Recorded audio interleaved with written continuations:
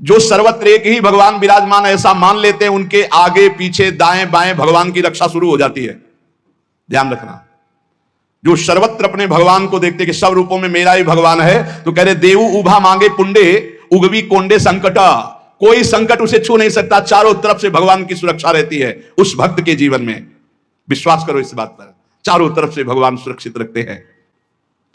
और जो सदैव संतों का स्तवन करके भगवान का भजन करता रहता है, उसमें कोई ऋण नहीं रह जाता। यह भी एक प्रश्न आया था कि देव ऋण, ऋषि ऋण, मातृ ऋण, पितृ ऋण, इनसे कैसे ऋण हुआ जाए। क्या कह रहे हैं तुकाराम जी, जो संतों का स्तवन करता है उसके हृदय में भक्ति होती, जो भगवान का भक्त होता है उसका कोई ऋण नहीं रह जाता, सब ऋण मुक्त हो जाते हैं। एकादशी स्कंद में भगवान श्री कृष्ण चंद्र जी ने उद्धव जी से कहा है, जो मेरा अनन्य भाव से निरंतर चिंतन करता है उसे मैं सब ऋणों से मुक्त करता हूं। देव ऋण, ऋषि ऋण, पितृ ऋण, मातृ ऋण, इनसे उऋण होने के लिए प्राणपण से श्री हरि के चरणों का चिंतन करो। जैसे जैसे कोई भगवान का ध्यान करता है तो भगवान का प्रभाव उसमें उतरने लगता है, चाहे वो सगुण चाहे निर्गुण, जैसा चाहे वैसा साक्षात्कार कर लेता है। ये बहुत बड़े महापुरुष के वचन हैं, बहुत ध्यान से सुनो, पकड़ो। तुम्हें किसी के आगे घिघियाने की जरूरत नहीं, भगवान का स्मरण करने की जरूरत है, भगवान का ध्यान करने की जरूरत है। जैसे जैसे कोई भगवान का ध्यान करता है तो भगवान के सब सद्गुण उसमें आने लगते हैं, चाहे वो सगुण साक्षात्कार करना चाहे या निर्गुण साक्षात्कार, उसमें योग्यता आ जाती है। राधे राधे। अगर आपको लगता है कि आपकी जिंदगी में हर तरफ हार ही हार है, तो इस वीडियो को अंत तक जरूर देखिए। श्री हित प्रेमानंद जी महाराज बता रहे हैं कि जब सच्चे मन से भगवान का आश्रय लिया जाता है, तब इंसान अपनी ताकत से नहीं बल्कि भगवान की कृपा से जीतता है। आखिर भगवान अपने भक्त को कैसे जिताते हैं, आइए सुनते हैं। और अगर तुम्हें ये भ्रम हो कि एकांत में आसन लगाकर ध्यान लगाने से भगवान की प्राप्ति हो जाती, तो बगुला बहुत एकांत में जल में खड़ा होकर एक टांग के बल ध्यान लगाता है, लेकिन मछली का भगवान का नहीं, तो उसका उद्धार हो गया क्या? ये तुकाराम जी की बात है। अगर तुम्हें ऐसा भ्रम हो गया हो कि कोई एकांत गुफा हो, घुस जाऊं बस वहां भगवत प्राप्ति हो जाएगी, तो चूहा और सांप रात दिन बिल में रहते, इनको भगवान की प्राप्ति हो गई क्या?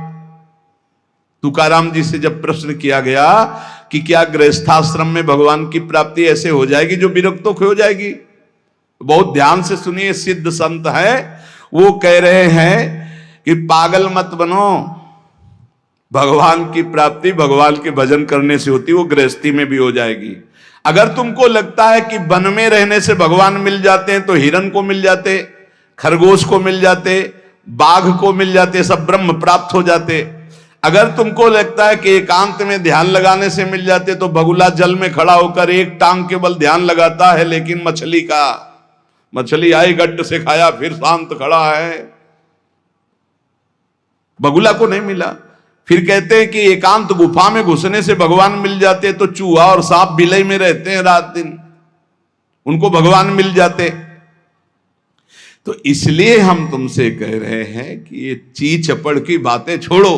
तुकाराम जी कह रहे हैं घर में विट्ठल का मंदिर बना, घर को ही विट्ठल का मंदिर बनाओ, ठाकुर विराजमान करो, आप सेवक हो जाओ, बढ़िया भोग लगा के पाओ, नाम कीर्तन करो, कथा वार्ता करो, अपने कर्म को भगवान को अर्पित कर दो, भगवान की प्राप्ति हो जाएगी। बहुत सहज है गृहस्थ में भगवत प्राप्ति करना। हम तुमसे पूछते हैं, जो लोग सोचते हैं अन्न नहीं खाएंगे तो भगवान की प्राप्ति हो जाएगी, तो कितने ऐसे जीव हैं हमारी प्रकृति में? तुकाराम जी कह रहे हैं ये बड़े महापुरुष हैं, किसी के कहो सांप खाता अन्न, करे क्या धान बकभी, कपट भरा भीतर भरा उदर मल से, करे चूहा भी एकांत गदहा भी भभूत रमावे, तुका जल नक्रालय काग ही नहाय कहो। तो क्या अन्न न खाने से भगवान मिल जाएंगे? अगर हां, तो बहुत से पक्षी ऐसे हैं जो केवल फलाहार रहते हैं, बहुत से ऐसे हैं जो घास चर के रहते हैं, ना वो अन्न खाते हैं ना कुछ और, कुछ है फलाहार, कुछ है तृण चरते हैं, कुछ है पानी पी के केवल रहते हैं। भैया केवल पानी से इन सबको भगवत साक्षात्कार हो जाता है क्या? केवल पानी से रह रहे तो भगवत साक्षात्कार हो जाएगा, केवल फलाहार रहे तो उनको भगवत साक्षात्कार हो जाएगा। तुकाराम जी कहते हैं कितने हैं वायु भक्षण करते, केवल वायु पी करके जीते हैं। भीतर कपट भरा है, बाहर ये सब छोड़ रहे हो, कुछ लाभ नहीं मिलना है। चूहा बिल में एकांत में रहता है, भगवत प्राप्ति हो गई। गदहा खूब धूल में ऐसे लौटता, धूल लगाने से तो क्या उसे भगवत प्राप्ति हो गई, महापुरुष है। जल में घड़ियाल रहता है, भगवत प्राप्ति हो गई। कौआ भी जाके गंगा स्नान करता है, जल स्नान, भगवत प्राप्ति हो गई। भैया जब तक भजन नहीं तब तक भगवत प्राप्ति नहीं, बाहरी क्रियाओं से। तुकाराम जी कह रहे हैं तुम्हारे हृदय में बुराई भरी हुई है और बाहर से साधु का वेश बनाए हो तो तुम्हें भगवत प्राप्ति हो जाएगी। अरे चाहे वायु भक्षण करो, चाहे तुम ध्यान का नाटक करो, चाहे एकांतवास करो, चाहे भस्म लेपन करो, चाहे जल में खड़े हो जाओ, चाहे जितना अनुष्ठान करो, जब तक भजन नहीं करोगे भगवान का तुम्हारी बुद्धि निर्मल होने वाली नहीं। बाहरी क्रियाओं से कोई लाभ नहीं। तुकाराम जी कह रहे हैं भक्ति मुक्ति दिलाने वाली है समस्त भव बंधनों से। रात दिन अपने प्रभु का नाम जप कर रहे, चिंतन कर रहे।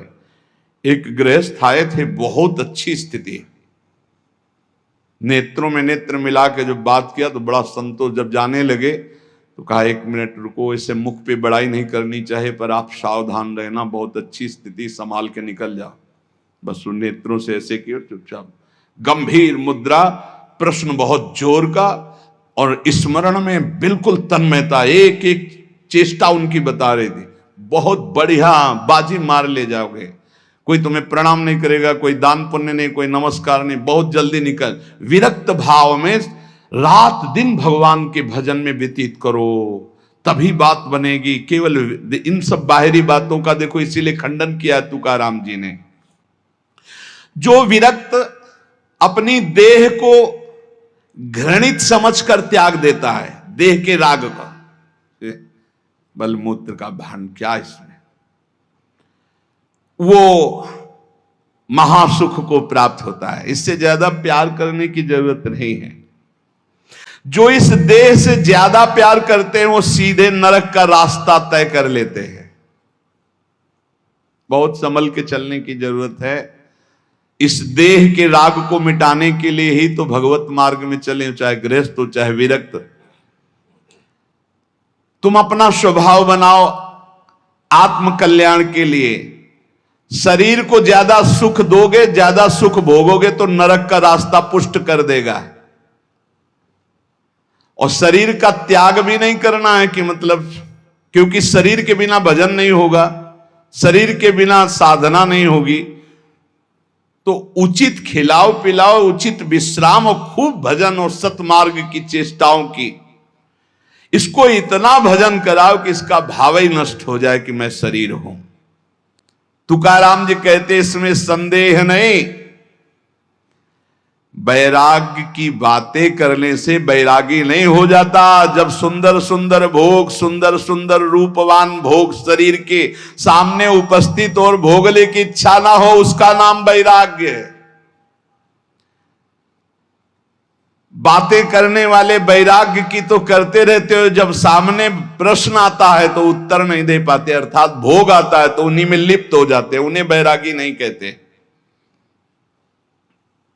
इसीलिए हम कह रहे हैं कि अपने मुख से नाम नाम नाम, निरंतर नाम जप करो। यदि मुख नहीं नाम जप रहा तो ये जिह्वा टुकड़ा है मांस का, और मुख जो है मांस का एक कुंड मात्र है।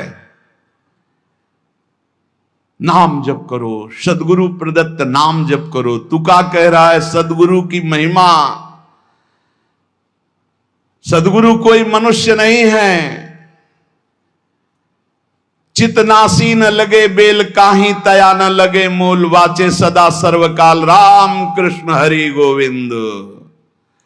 गुरुदेव ने जो नाम दिया है वो कोई मनुष्य नहीं, वो साक्षात राम कृष्ण हरि ही है। बंदो गुरुपद कंज कृपा सिंधु नर रूप हरि। उन्होंने चिंतन के लिए तुम्हें जो दिया है, सारा समय उस चिंतन में लगा दो। अमूल्य है तुम्हारा जीवन। हर समय राम कृष्ण हरि गोविंद नाम जिह्वा पर बना रहे। चिंतन नासी न लगे बेल सर्व काल करावे। चिंतन के लिए कोई समय नहीं है ऐसा कि हम नहा धो के फिर चिंतन करेंगे। अगर शौचालय में ही मृत्यु हो गई तो हर समय नाम जप, हर समय नाम जप, सदा राम कृष्ण हरि गोविंद का चिंतन करो। एक सत्य सार यही है, ना फलाहार रहने से, ना जल पीने से, ना वायु भक्षण से, ना इन सब बाहरी बातों से भगवत प्राप्ति नहीं होती। भगवत प्राप्ति होती सदैव भगवत चिंतन करने से, नाम चिंतन करने से। भगवान नाम कीर्तन भगवान की प्रसन्नता के लिए, भगवत कथा भगवत प्रसन्नता के लिए। तुकाराम जी कहते हैं, गीता है, श्रीमद् भागवत है, ये भगवान की प्राप्ति के लिए चर्चा हो रही। जो भगवत प्रसाद रूप मिल जाता है उससे जीवन यापन का, जब तक जीवन है हमें हर समय भगवान नाम जप, भगवत कथा, भगवत भक्तों का संग, यही करना है। प्रभु के नाम की महिमा प्रभु ही समझ सकते हैं, दूसरा कोई नहीं समझ सकता। या प्रभु समझा दे पुरुषोत्तम तो समझ पावे। कर्म के फेर में पड़ा हुआ जीव अगर अट्टहास करके नाम पुकारने लगे तो कर्म बंधन नष्ट हो जाए। राधा राधा राधा जोर से चीख चीख कर, तो बोले कर्म बंधन विध्वंस होते हैं। जितने के कानों में नाम पड़ेगा सबका मंगल होता चला जाएगा। तुकाराम जी कहते, जो मैं कह रहा हूं उसे सुनो। मैंने इसलिए कहा कि आप नाम को और कथा को बेचो मत, क्योंकि ये रहस्य की बात है। इससे श्री कृष्ण अधीन हो जाते हैं। विठोबा का नाम, विठोबा की कथा विठोबा को अधीन कर लेते हैं। महापुरुषों के वचन समझने हैं। जैसे सत स्त्री के अधीन उसका पति हो जाता है, उसके आचरण, उसका व्यवहार अपने पति को अधीन कर ले, ऐसे सद्भक्त भगवान को अधीन कर लेते हैं। यहां तुकाराम जी भगवान की अधीनता के लिए कह रहे हैं, तुम अपने परमार्थ को खो मत। तुकाराम कह रहे हैं, धन के अधीन हो जाना, काम के अधीन हो जाना, नरक की यात्रा करना है। इसलिए विठोबा के अधीन हो जाओ, रात दिन नाम कीर्तन करो, तुम्हारी वांछा पूर्ण हो जाएगी, तुम्हारी मनोकामनाएं पूर्ण हो जाएंगी। मदारी का बंदर वैसे नाचता जैसे मदारी नचाता है, ऐसे उमादार जो सिद्ध की नाई सबई नचावत राम गोसाई। उनसे प्रार्थना करो, तुम्हारा नाचना बंद हो जाएगा माया का, दूसरा कोई नहीं रोक पाएगा। क्योंकि इस नाचने का रिमोट उन्हीं के हाथ में। मामे वे प्रपद्यन्ते माया में ताम तरंतिते। कभी भी उपासक भेद मत में पढ़कर तर्क वितर्क न करे। हरि हर सब एक हैं, हरि हर सब एक हैं। जैसे पीछे कहा था, ठाकुर ठाकुर सब एक है, संत संत सब एक। और जो संतन का सेवन करे सो जागे शुद्ध विवेक। ऐसे यहां कह रहे तुकाराम जी के हरिहर में भेद नहीं है। जो भेद फैलावे, लड़ाई झगड़ा करे, ऐसे से दूर रहना। मिठास में चीनी है, चीनी के खिलौने बने हैं। एक सवार बना हुआ है, एक घोड़ा बना हुआ है। दोनों में चीनी क्या कम है क्या? बराबर चीनी है। चाहे घोड़े से शुरू करो तो मिठास, सवार से शुरू करो। दीपावली में आते ना बने, ऐसे ही चराचर जगत में सेवक स्वामी बना, वही सच्चिदानंद है। हरिहराम भेद नाही नका करुम वाद, एक एकाचे हृदयम गोडी साखे रेचे ठाई। जहां हरिहर में कोई भेद करके निंदा करने लगे, वहां से कान में अंगुली डाल के चल देना चाहिए। एक ही ये परम तत्व है।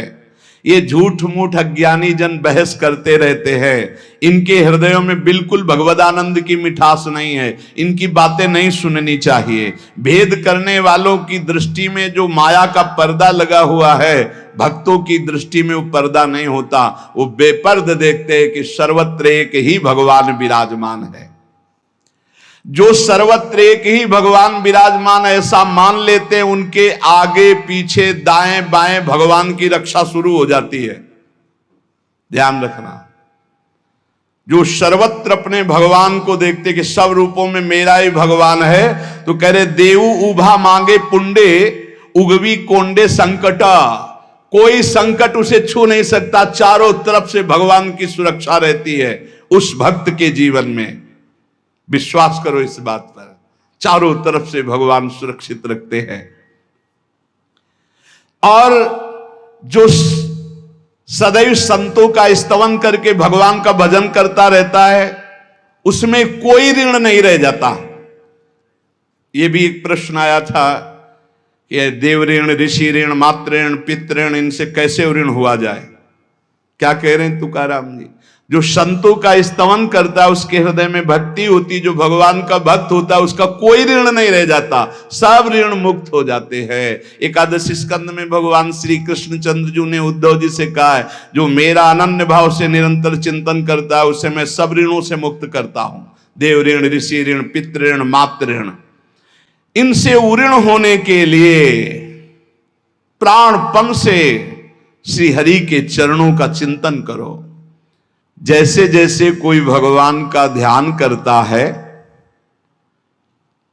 तो भगवान का प्रभाव उसमें उतरने लगता है। चाहे वो सगुण चाहे निर्गुण, जैसा चाहे वैसा साक्षात्कार कर लेता है। ये बहुत बड़े महापुरुष के वचन हैं, बहुत ध्यान से सुनो, पकड़ो। तुम्हें किसी के आगे घिघियाने की जरूरत नहीं, भगवान का स्मरण करने की जरूरत है, भगवान का ध्यान करने की जरूरत है। जैसे जैसे कोई भगवान का ध्यान करता है, तो भगवान के सब सद्गुण उसमें आने लगते हैं। चाहे वो सगुण साक्षात्कार करना चाहे या निर्गुण साक्षात्कार, उसमें योग्यता आ जाती है।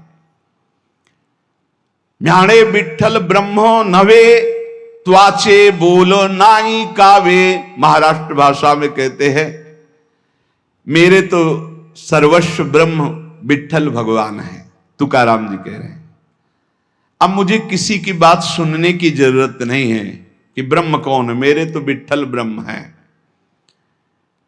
जो वाणी से अगम्य है, मैं उसकी स्तुति क्या करूं। वेद भी जिसकी नेति नेति कह के चर्चा करते हैं, मैं उसकी क्या चर्चा कर पाऊं। पर मेरी वाणी को नशा हो गया है उनकी चर्चा करने का। आहा, मेरी वाणी को नशा हो गया। बिना उनकी चर्चा किए, बिना कीर्तन किए, बिना गुण गाए हमें चैन नहीं पड़ सकता। कोई ना हो तो ठाकुर जी को श्रोता बना के सुनाने लगो, ऐसा नशा होना चाहिए। सुनो, अपनी चर्चा आप ही सुनो। ठाकुर जी के सामने बैठ जाए और वाणी लेकर उन्हीं की चर्चा उन्हीं को सुनावे। संसारिक आदमी कर्मेंद्रियों से प्रेरित होकर कर्म करता है, वासना से प्रेरित होकर नाना प्रकार के सुख दुख भोगता है। पर हम कायिक, वाचिक, मानसिक केवल अपने विठ्ठल के लिए कर्म करते हैं। ये बात समझो। संसारिक आदमी कर्मेंद्रियां भाग रही भोगों की तरफ, कर्म करता है, पाप या पुण्य, सुख या दुख भोगता है। लेकिन भक्त कायिक, वाचिक, मानसिक अपने प्रभु को सामने रख करके चेष्टा करता है, और उसका कोई ठौर ठिकाना प्रभु के सिवा कोई है नहीं। और प्रभु आनंद सिंधु है, वो हर समय आनंद में मस्त रहता है। कहीं किसी और का प्रयोजन नहीं रह गया है। तुकाराम जी के सब जगह विठ्ठल तू मुझे दिखाई दे रहा है। तन, वाणी, मन, ये सब तेरे चरणों में अर्पित हो चुके हैं। भगवान, अब मेरा कुछ नहीं बचा, केवल आप ही मेरे बचे हो। ये हम लोगों के लिए आदर्श वचन है। हमें ऐसा होना है, प्रभु के सिवा हमारा कोई नहीं। अभ्यास बल में बहुत बड़ी ताकत है। अभ्यास बल हो जाए तो व्याघ्र और सर्प को भी अधीन किया जा सकता है। व्याघ्र बाघ को और सर्प को अभ्यास बल।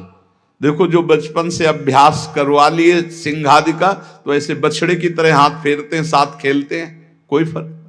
सांप पकड़ने वाले जो सर्प मित्र होते हैं, इतना बड़ा अभ्यास कि बड़े से बड़े विषैले सांप को 5 मिनट में अपने वश में करके, व्याघ्र और सर्प को अपने वश में किया जा सकता है। अभ्यास से विष को पचा लिया जाता है। जब उड़िया बाबा ने सुना कि एक महात्मा 10 ग्राम संख्या जहर रोज खाते हैं, तो उनका इसमें तो 10 आदमी मर जाए, ऐसा हो ही नहीं सकता। तो उन्होंने कहा महात्मा है तो उनका पता बताइए, मैं जाऊंगा। उड़िया बाबा वहां गए, महात्मा से कहा आप 10 ग्राम संख्या जहर रोज खाते हैं?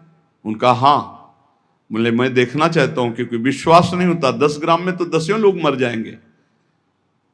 शाम के 4 बजे उन्होंने डाला सिलबट्टा में 10 ग्राम तौल करके जहर, संख्या जहर, जैसे धतूरा होता है ऐसे संख्या, उसे पीसा और पीस करके पूरा धोकर खप्पर में डाला और बस पी गए। महात्मा आए तो आश्चर्य की बात है। बोले तो रोज हम पीते हैं। तो बोले 10 ग्राम कैसे? तो बोले अभ्यास, पहले दिन एक बीज लिया था, ऐसे घस के चाटा, नशाया, कई दिन उसी बीज को घसकर चाटते रहे, फिर एक बीज, फिर धीरे धीरे आज 10 ग्राम पचा लिया। तुकाराम जी कह रहे हैं अभ्यास का बल करे तो व्याघ्र और सर्प को वश में कर ले। तो मन को वश में नहीं किया जा सकता, इंद्रियों को वश में नहीं किया जा सकता, अभ्यास से किया जा सकता है। अभ्यास योग युक्त ने चेतसा नान्यगामिना। अभ्यास से हम विष को पचा सकते हैं। अगर हम रोज भगवत कृपा से अपमान को पचाना सीख जाएं तो बड़े से बड़े अपमान को भी, निंदा को भी मुस्कुराते हुए सह सकते हैं। अभ्यास से वेदों का अर्थ समझ लिया जाता है। वेद पाठ का अभ्यास करो, धीरे धीरे वेद अर्थ समझा। इसलिए कुछ दुष्कर नहीं है, तुम अभ्यास में आओ। मेरा भजन में मन नहीं लगता, अभ्यास करो। अभ्यास में तुम जितना आगे बढ़ोगे उतने ही उच्च अवस्था को प्राप्त हो जाओगे। अभ्यास में बहुत बड़ी दम है। अभ्यास एक एक कदम बढ़ाते चले जाओ। अभ्यास एक एक इंद्रियों पर विजय प्राप्त करते चले जाओ। अभ्यास असाध्य को भी साध्य कर दे। इसका कारण तुका कहता है कि अभ्यास भजन का कर लो तो आप सिद्ध हो जाओगे। अभ्यास से सब कुछ हो जाता है।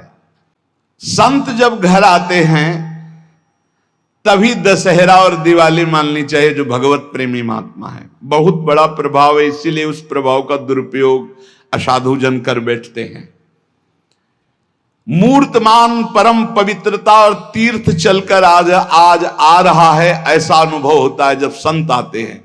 आज ही दिवाली दशहरा श्री साधु संत आले घरा, तुकाराम जी कह, आज ही हमारी दिवाली और दशहरा हो गया, क्योंकि भगवत प्रेमी महात्मा हमारे घर पधारे या भगवत प्रेमी महात्मा का सानिध्य मिला। साधु संत एति घरा तोची दिवाली दशहरा। हमारे लिए उत्सव है जब भगवत नाम जापक भगवत प्रेमी महात्मा आए, उनका चरणोदक लिया, उनकी वंदना की और बैठ करके उनसे हम भगवत चर्चा की। ऐसे जो भक्तजन हैं उनके संग का परिणाम क्या होता है कि भगवत साक्षात्कार के लिए छटपटाहट पैदा हो जाती है। जैसे जीवन के लिए मछली जल के लिए तड़पने लगती है, बाहर हटा दो, ऐसे सत्संगी का जीवन तड़पने लगता है भगवान की प्राप्ति के लिए। तभी माना जाएगा सत्संग हुआ है। सत्संग का ये फल है। बड़े भाग पाइप सत्संगा, बिना प्रयास होई भवभंगा। संत आधि देवा मग। अगर एक तरफ बड़े बड़े देवता खड़े हो, एक तरफ संत खड़े हो, तो पहले आराधना किसकी करनी चाहिए? तो बोले देव सरावे परते संत पुजावे आरते। पहले संत सेवा, बाद में देव पूजा। जैसे लब्ध्वा जन्म मर प्रार्थ्यम मानुष्यम, ये मनुष्य जन्म जो प्राप्त हुआ है इसकी सार्थकता भगवत प्राप्ति है। ये देव आराधन से नहीं होगी, ये संत आराधन से होगी, जो भगवत प्रेमी महात्मा है। नरदेह का ऐसा ऊंचा स्थान है कि इससे ब्रह्म सायुज्य प्राप्त कर सकते हो, जो अत्यंत कठिन है। नरदेह की स्तुति बड़े बड़े देवता करते हैं, इसलिए तुम्हें वही नरदेह प्राप्त हो गया है। तुकाराम जी कह रहे हैं, तुम सच्चिदानंद पदवी को प्राप्त करने के लिए सच्चिदानंद में डूबे हुए किसी संत महात्मा के मिलन की आकांक्षा करो। भगवान से प्रार्थना करो कि मुझे अपने प्रेमी संत का सानिध्य दे दो। उनकी कृपा दृष्टि से आपका मार्ग खुल जाएगा सायुज्य मोक्ष का। इस लोक को देखो, लोगों की क्या दुर्दशा है। देह मिलने पर भी क्या धन्य हो रहे हैं क्या? नहीं। तो जो विट्ठल के दास हुए वही धन्य हुए। जो विट्ठल विट्ठल ऐसे कहते आयु व्यतीत कर रहे हैं, वही सच्चिदानंद पदवी को प्राप्त होते हैं। तुका कहता है, मानव जीवन में तू भजन कर ले, बिना भजन के कुछ सार्थक नहीं जीवन। देखो ना, भगवान कितना प्यार करते हैं। रीछ बानर कौन सी पवित्रता धारण करते हैं, लेकिन भगवान वृक्ष के नीचे बैठे और ऊपर डाल पे। प्रभु तरुतर कप डार पर ते किए आप समान। ग्वाल बाल अपने मुख की छाछ भगवान के मुख में डाल रहे। सखा मंडली देखो ना प्रेम हमारे विट्ठल का। तुकाराम जी कह रहे, गोलियांची ताकि पिरे कोड़ पोरे चांगली। ग्वालों के मुख की छाछ पी रहे, तभी तो ब्रह्मा जी को मोह हो गया। ये भगवत प्राप्ति कोई कठिन नहीं, बस चौपड़ का खेल समझ लो। चूक गए तो गोटी मारी जाएगी। गोटी मारना, भवबंधन में फंस जाना। गोटी निकाल ले गए, जीवन मुक्त हो गए। चौपर का खेल। सारी जी मरी झूठी बाती सारी, बद्ध मुक्त वारी बातकारी। कोई जीवन मुक्त होना कठिन नहीं है। लूडो का खेल। चूक गए, तुम्हारी गोटी मार दी गई, और सावधानी से अपने अंक को गिनकर गोटी को बचाते हुए निकल गए, जीत गए, जीवन मुक्त हो गए। नहीं, गोटी मार दी जाएगी। खेल है एक ये। सारी वही गोटी, सारी मारी गई, सब झूठा हो गया। खेल बेकार हो गया, हार गए। और सारी मारी नहीं गई, निकल गए तुम तो मुक्त हो गए। खेल रखा है भगवान ने। तुकाराम जी से पूछा गया, क्या गृहस्थाश्रम में जैसे विरक्त को भगवान मिल जाते हैं ऐसे मिल जाएंगे? तो उन्होंने कहा, पागल बनने की जरूरत नहीं है। ये बात दिमाग में बैठालने की जरूरत नहीं कि बन बन भागने से ही भगवान मिलते हैं। अपने लोगों के भाग्य में ये मार्ग लिखा था, पर हम आज भी अनुभव करके यही कहते हैं। जो आज दुर्दशा देख रहे हैं, उस दुर्दशा से हम कह रहे हैं कि घर में रहकर धर्म पूर्वक आचरण करते हुए भजन करने से बहुत लाभ मिलेगा। विरक्त मार्ग बहुत ही मतलब आग पे चलने का मार्ग है, खिलवाड़ नहीं है। आप ये समझ लो, खिलवाड़ नहीं। सफीपुर एक गंगा किनारे स्थान है। तो वयोवृद्ध महात्मा सन्यासी रहते थे। तो उनके घर के कुछ लोग गुड़ और ये सामग्री लेके गए। तो उनका, गंगा जी में डाल दो या किसी और को दे देना। नहीं, मुझे आपका एक भी अन्न का टुकड़ा नहीं, मैं विरक्त हूं, आपका सेवन नहीं कर सकता। और आप यहां से कुछ एक भी टुकड़ा लेने की सोचना मत। आप ऐसे खरे स्वभाव वाले संतों को देखा कि अपने विरक्त मार्ग के पंथ के जो नियम हैं वो बड़े कट्टर भाव से निर्वाह करने वाले। आज समझे में नहीं आता, हमसे चूक हो जाती है। तो जो हमें विरक्त मार्ग से चलकर लाभ मिलना था वो नहीं मिल पाता। श्री तुकाराम जी कह रहे हैं, वन में यदि भगवान होते तो हिरण को भगवान मिल जाते। तुकाराम जी की वाणी है। खरगोश को मिल जाते, बाघ को मिल जाते, ये सब भगवत प्राप्त हो जाते। देखो, जब आनंद मिलेगा तब मन पंगु हो जाएगा। जैसे भौरे में बहुत बड़ी ताकत है कि चाहे जितना मजबूत काठ हो वो बड़े मौज से खेलते खेलते उसमें छेद कर देगा। जब कमल की पराग वृत्ति में वो पहुंचता है तो थोड़ा सा भी पराग को धक्का न लगे, शांत होकर बैठ जाता है, चाहे जीवन खोना पड़े वो कमल की पंखुड़ी को नहीं काटता। ऐसे उदाहरण दे रहे, ऐसे ही तुम्हारा मन तब तक उद्दंडता करता रहेगा जब तक भगवत सुख नहीं मिलेगा, और जिस दिन इसे आनंद मिला भगवद आनंद, ये बैठ जाएगा, इसका अस्तित्व खत्म हो जाएगा, ये बैठ जाए। निज सुख बिन मन होई कि थीरा, बिना आत्मानंद का अनुभव मिले मन स्थिर नहीं होगा, शांत नहीं होगा, विश्राम नहीं पाएगा। भौरे का दृष्टांत देकर के मन को समझा रहे कि मन भौरा है, भटक रहा है विविध भोगों में, बड़ा मजबूत है, बलशाली है, लेकिन ये तभी निर्बल बनेगा जैसे भौरा कमल में आ जाता है तो वहां अपना बल खो देता है। ऐसे ही श्री हरि चरणारविंद, हरि नाम, भगवद आश्रय, भगवत भक्ति, इसी में मन आनंद को प्राप्त होगा। तो आपको कहीं भागने की जरूरत नहीं।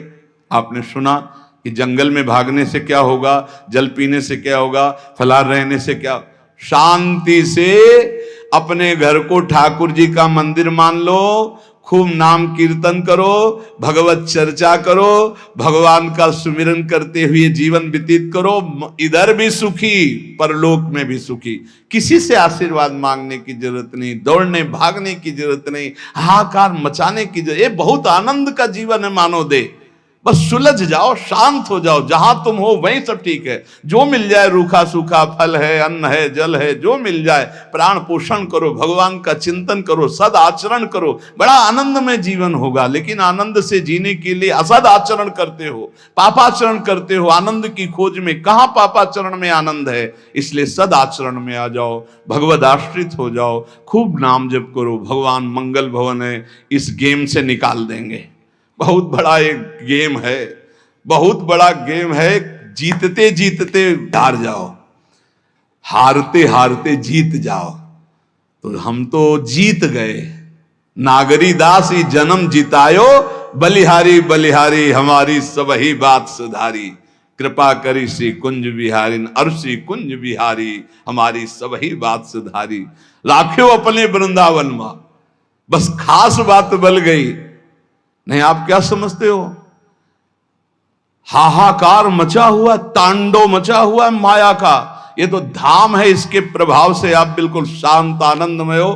धूल भरी आंधी दूर से निकल रही। नहीं तो आप संसार में देखो, सतोगुण, रजोगुण, तमोगुण, 3 गुण है। सतोगुण तो कहीं कहीं नहीं, रजो और तमो की तांडव वृत्ति मची हुई है। जहां कहीं भगवत चर्चा, भगवत नाम कीर्तन, भगवत गुण, बहुत विक्षेप माया डालती है। इसलिए खूब नाम जप करो, इसी जन्म में भगवत प्राप्ति कर लो, दोबारा इस कलयुग में जन्म ना हो। पक्का ऐसा भजन करो कि आगे अब देखते जाओ। अरे भाई, बड़ा आश्चर्यमय समय, बड़ा आश्चर्यमय समय है। अभी तो कुछ है नहीं, अभी तो बबुआ है कलयुग, घुटने के बल चल रहा है। थोड़ा खड़ा होने दो, फिर ताल ठोकने दो। 4,32,000, अभी तो 32,000 नहीं पूरे हुए, थोड़ा लाख 1.5 लाख पूरे होने दो, फिर इसका है, उसका अपना राज्य है। इसलिए कलयुग के दोषों से बचने के लिए, माया के प्रभाव से मुक्त होने के लिए, समस्त दुखों का नाश करने के लिए समर्थ है भगवान नाम। खूब नाम जप करो, नाम कीर्तन करो, भगवत चर्चा करो, इसके सिवा कोई उपाय नहीं है। अगर आपको यह दिव्य संदेश पसंद आया हो तो वीडियो को लाइक करें, अपने परिवार और मित्रों के साथ जरूर शेयर करें, ताकि अधिक से अधिक लोग भगवान के इस अमूल्य उपदेश का लाभ उठा सकें। ऐसे ही श्री हित प्रेमानंद जी महाराज के प्रेरणादायक सत्संग सुनने के लिए हमारे चैनल को सब्सक्राइब करें और बेल आइकन दबाना न भूलें। राधे राधे।